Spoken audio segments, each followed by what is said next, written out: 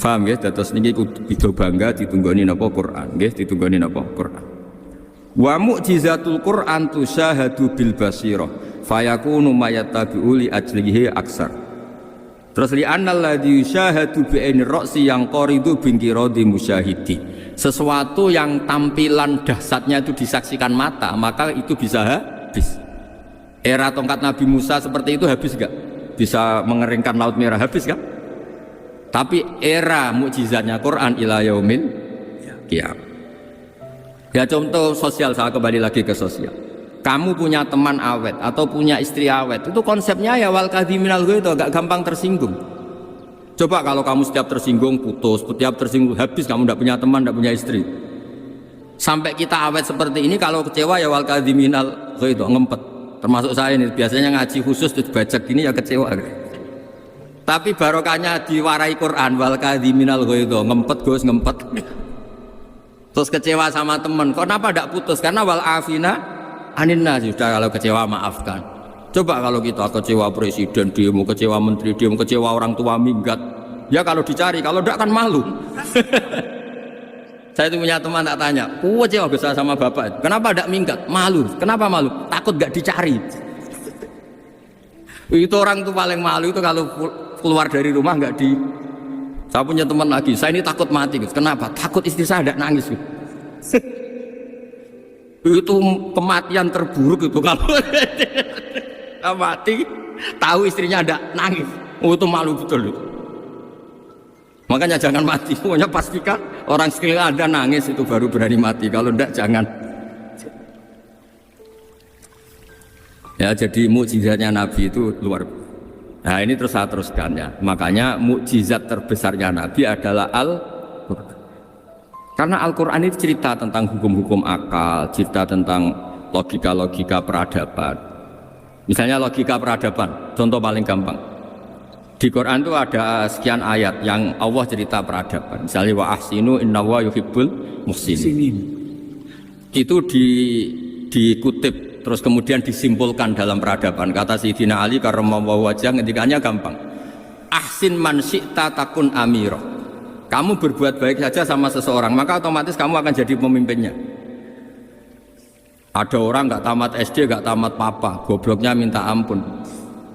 Tapi karena gaji seorang pakar, oh kamu tak gaji 1 bulan 1 miliar, perusahaan saya jadikan besar. Oh, itu dikongkan ngalor itu ya nurut. Hanya karena dia ihsan. Terus wastaghni amman syi'ta takun nadhira. Saya ulang lagi, wastaghni amman syi'ta takun nadhira. Dan kamu jangan butuh orang lain, siapapun dia, maka kamu akan setara. Misalnya ada menteri orang antri mau salim, tapi kamu tidak butuh, kan tenang saja. Tapi kalau kamu butuh, habis ya. Ya kan, kamu tidak butuh seseorang, maka kamu posisinya akan setara. Kamu harus sopan karena punya utang jasa. Kalau nggak punya apa-apa kan setar. Ya enggak? Misalnya kamu jajar rektor atau jajar menteri, jajar apa saja. Kalau kamu tidak punya utang kan, kamu jajar menteri tidak punya utang. Sama jajar satpam tapi punya utang, takut mana?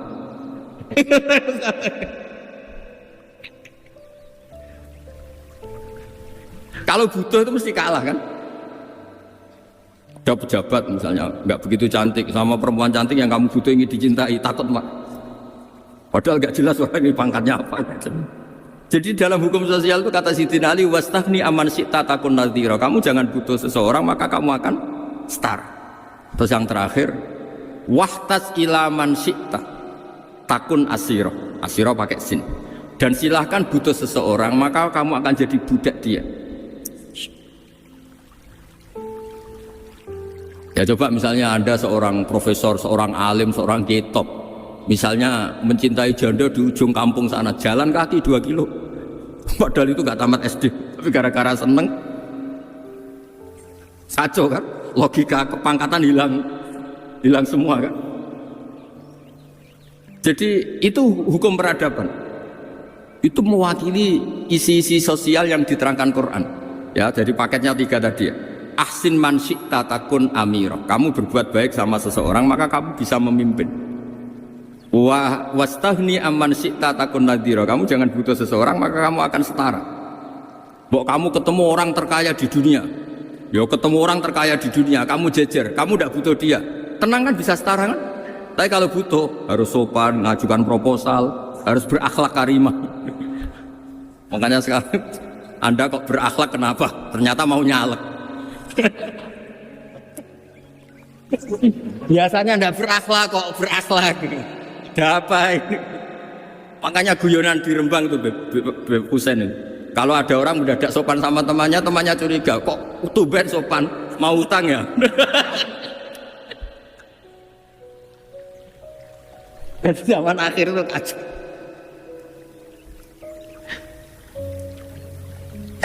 Ya di semua daerah gitu ya sama Pak Rektor ya.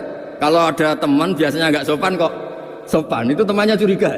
Ini Pak Rektor UI ikut kasih. Kok tumben sopan, ada apa ya? Karena di mana-mana orang butuh itu pasti beretika. Kamu punya teman paling berdua, kalau mau utang berakhlak gak? Atau misalnya kamu punya adik cantik terus punya teman berdua, kalau cinta adik kamu berakhlak gak? Biasanya nggak sama sekali nggak berakhlak. Gara-gara butuh menjadi berakhlak. Ya jadi hukum sosial itu ya kuncinya 3 tadi. Ahsin man syi'ta takun amira, wastaghni amman syi'ta takun nadhira. Terus wahtas ila man syi'ta takun asira.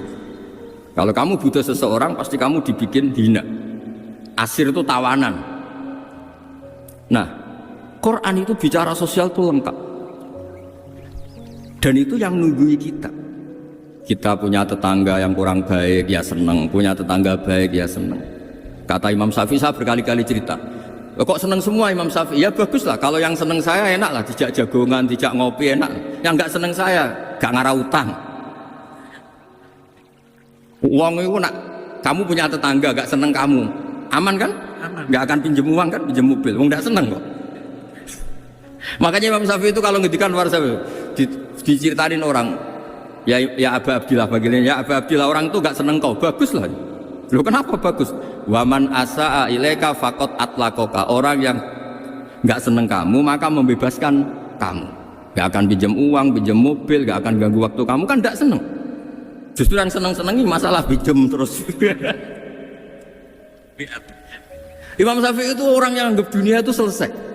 Ada yang cerita, ya Aba Abdillah, orang yang tadi cium tangan engkau, yang hormat engkau, di luar maki-maki engkau, ngerasain engkau, ngata-ngatain engkau. Ya bagus lah. Kok bagus gimana? Berarti saya wibawa, depan saya tidak berani.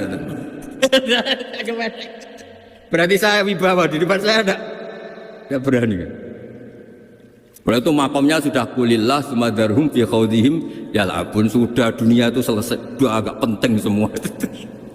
Nah itu kalau kamu anak-anak beki ahli Quran sudah ayatnya kulillah sumadarhum fi khawdihim yal'abun. Sudah lihat Allah saja agak penting, makhluk-makhluk itu makhluk semua agak penting, sepenting Allah. Nah kita ini ditunggoni mukjizat seperti itu. Bayangkan misalnya kita ditunggoni tongkatnya Nabi Musa.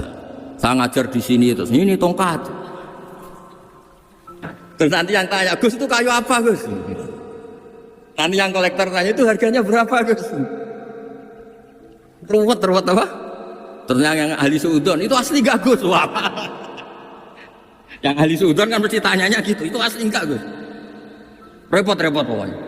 Tapi kalau Quran kan jelas, kenapa?